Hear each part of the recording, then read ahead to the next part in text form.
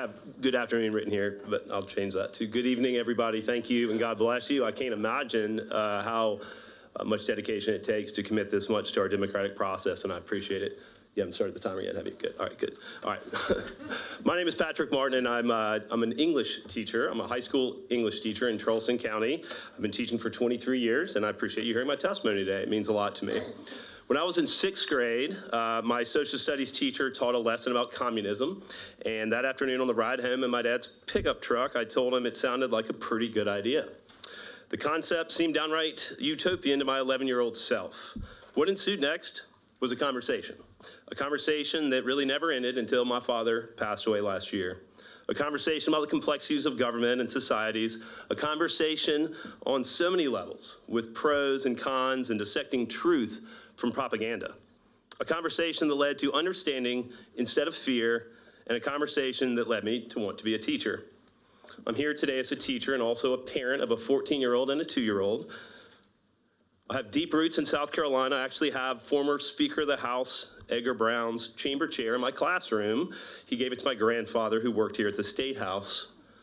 I was a teacher of the year at Wando. I was hired by Lucy Beckham, the National Principal of the Year in 2009.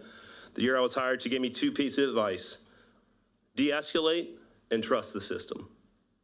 Once tensions get too heated in a classroom, everyone loses, especially the students. That's what I'm here to ask you to do today. Just pause this legislation, pause the debate, de-escalate what has clearly become an extremely divisive issue here and abroad. I fear the conflicts of these bills, especially H 4799 and H 4392, could create within our state standards a conflict. The prohibition of current event or controversial issue discussion directly contradicts my state standards that I teach every day.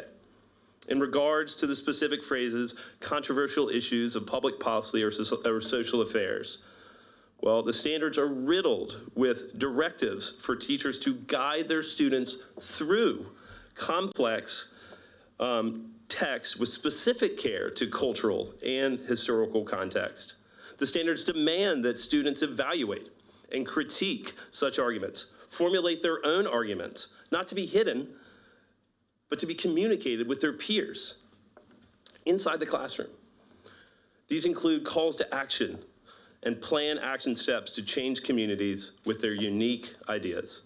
The beauty and effectiveness of these standards is that they allow students to engage in their own fact-finding practice.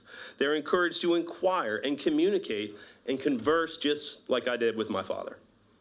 I'm also asking you to reconsider the requirements for posting every instructional material that comes up in H 4343. Many of us already practice these principles in our teaching. We write newsletters, post all lessons on Canvas, send emails, allow for alternate books and craft surveys in which parents can give feedback.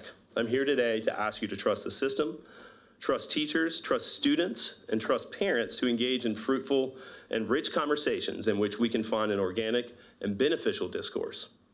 This existing system creates opportunities for conversations rather than contention. We must build partnerships, not polarization. Thank you.